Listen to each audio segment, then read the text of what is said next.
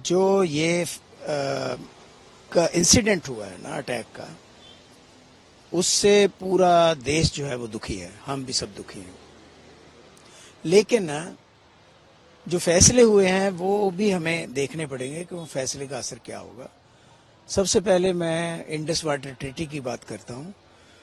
Indus water treaty हमने भंग नहीं की है, बल्कि सस्पेंड की है। सस्पेंशन का मतलब ये है कि हम फिलहाल उसकी जो प्रोविजंस हैं उसको हम नहीं मानेंगे। प्रोविजंस क्या क्या हैं? आज़ादी के बाद जो पंजाब के 5 दरिया थे उनको इंडिया और पाकिस्तान में बांट दिया गया था, जिसमें जो 3 दरिया हैं, सतलुज, ब्यास और रावी, इस पर हमारा एक्सक्लूसिव कंट्रोल है, यानी कि इंडिया उनका पानी पूरा इस्तेमाल कर सकता है। उसमें से पानी जाता भी है पाकिस्तान में, लेकिन यह पहले हम अपना सारा पूरा कर लेते हैं। जो दो चनाब और झेलम है वो पाकिस्तान के हिस्से में है, लेकिन उसमें से भी हम 20% के करीब पानी इस्तेमाल कर सकते हैं। 80% पानी पाकिस्तान में जाता है। और ये इसलिए हुआ था क्योंकि आज़ादी के बाद हमारे जो रिवर्स थे वो डिवाइड हो गए, तो उनको रेगुलेट करने के लिए, रिसोर्स वाटर रिसोर्सेज की मैनेजमेंट के लिए एक ट्रीटी हुई। ये ट्रीटी हमारी दोनों कंट्रीज की थी, लेकिन स्पॉन्सरशिप जो थी इसकी वर्ल्ड बैंक से थी। तो ये वर्ल्ड बैंक द्वारा इनिशिएट की गई और ये ट्रीटी हमारे पिछले 1960 से लेकर के अभी तक चल रही है। हमारी कितनी जंगें भी हुई हैं, कितने इंसिडेंट भी हुए, पुलवामा जैसे और उरी जैसे, लेकिन फिर भी ये ट्रीटी चलती रही। जब भी ऐसा कोई वाकया होता था तो हमारे कंट्री में लोगों से डिमांड उठती कि हमें ये ट्रीटी बंद करनी चाहिए, हम वाटर खत्म कर दो, उसका पानी बंद कर दो। तो इसलिए गवर्नमेंट ने कहा कि ठीक है, हम ये ट्रीटी सस्पेंड करते हैं। इस ट्रीटी के अंदर ना केवल 5 दरियाओं का पानी डिवाइड किया गया, बल्कि ये भी था कि एक कमीशन बनाया गया जिसको इंडस वाटर कमीशन कहते हैं।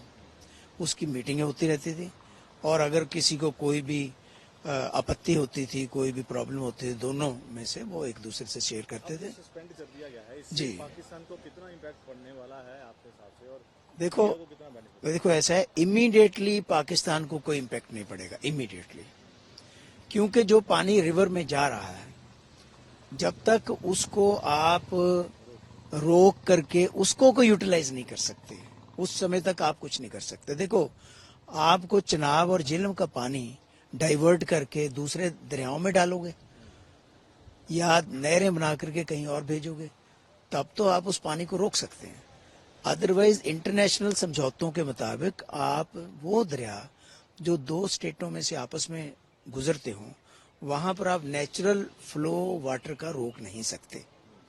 और दूसरे एक और चीज भी है कि ये जो समझौता है, ये दोनों, इंडिया और पाकिस्तान, दोनों में से कोई भी एकतरफा इसको खत्म नहीं कर सकता। पर गवर्नमेंट ने जो किया है उससे क्या? नहीं, ये सस्पेंड हुआ है, मैंने कहा ना, ये सस्पेंड हुआ है, खत्म नहीं हुआ है। तो खत्म करना तो ये होता है कि हम ट्रीटी एब्रोगेट कर दें, वो नहीं हुआ है। सस्पेंड का, सस्पेंशन से अभी इमीडिएटली मैं कहता हूँ कोई फर्क नहीं पड़ेगा। फर्क तब पड़ेगा जब आप पानी रोकने में, पाकिस्तान जाने से पानी रोकने में कामयाब हो जाओगे। उसके लिए आपको प्रॉपर व्यवस्था करनी पड़ेगी। उसके लिए सरकार को कितनी देर लगती है, कितने रिसोर्सेज हैं, क्या प्लानिंग होती है, वो एक लंबा विषय है। दूसरी तरफ पाकिस्तान जो है वो क्या रुख अख्तियार करता है, वो दोबारा यूनाइटेड नेशन में जाता है या दोबारा उसको वर्ल्ड बैंक की तरफ जाता है कि देखो हमारे साथ ये हो रहा है, या नेचुरल फ्लो जो है पानी का उसको रोकने के खिलाफ जाता है। तो ये पाकिस्तान अभी क्या इसका वो करेगा, अभी नहीं पता है। गरना के बाद जो डिप्लोमेसी, ये इसको डिप्लोमेसी कहते हैं, ट्रीट हुआ है, अब इसको कितना समझते हैं कि कितना देखो, फेवरेबल है इंडिया के लिए? इंडिया ने एक संकेत दे दिया है कि हम किसी भी हद तक जा सकते हैं जो क्रॉस बॉर्डर टेररिज्म है उसको रोकने के लिए। और उसके बारे में इंडिया ने ना केवल इंडस वाटर ट्रीटी को सस्पेंड किया है, बल्कि जो डिप्लोमेटिक स्टाफ है उसको भी आधा कर दिया है। पहले आधा था, उसका भी आधा कर दिया है। यानी पहले तकरीबन 55 थे, अब हो सकता है 30 के करीब हो गए हैं। इसी तरह से वाघा बॉर्डर में जो ये है ट्रेड है, आना जाना और ट्रेड बिल्कुल बंद कर दिया। अगर आना जाना और ट्रेड बंद होता है, उसका एक तो जो लोकल थोड़ा बहुत ट्रेड था उसका इम्पेक्ट पड़ेगा, दूसरे जो ट्रांजिट में अफगानिस्तान यहाँ से जाता था सारे ट्रक वगैरह वो सारे रुकेंगे, तीसरे जो जत्थे जाते हैं चाहे वो कटास राज जा रहे हों चाहे ननकाना साहब जा रहे हों वो भी सारे रुकेंगे, और चौथे जो भी नागरिक वहाँ के किसी भी वजह से आए हुए हैं, फॉर एग्जाम्पल कोई पाकिस्तान से मेडिकल इलाज के लिए आया हुआ है तो 48 घंटे के अंदर उनको वापस जाना पड़ेगा। इसी तरह से हमारे जो एक्सपर्ट्स कहीं पर भी हैं पाकिस्तान में उनको भी उसी तरह से बुला लिया गया है। तो ये बहुत बड़ा फैसले हैं। ये जो फैसले हैं ये इस चीज़ की तरफ संकेत देते हैं कि जो टेररिस्टों ने वहाँ पर किया है वो हमें वो किसी कतई तौर पर भी मंजूर नहीं है।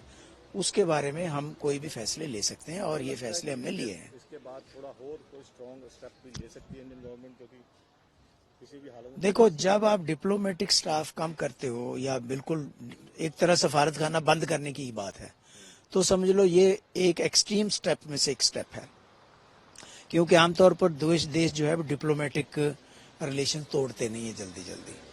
और दूसरे ये जो है ट्रीटी, इंडस ट्रीटी, जो कि हमने तब नहीं तोड़ी या उसको सस्पेंड किया जब 4 जंगें हो गई या और कितने इंसिडेंट हुए, अब तोड़ रहे हैं। इसका मतलब है हम सख्ती से इस बात को लागू करना चाहते हैं और पाकिस्तान को इमीडिएटली नहीं तो धीरे धीरे इसका असर ज़रूर दिखेगा जब अगर पानी हम कम करने में या पानी को रोकने में कामयाब हो जाते हैं।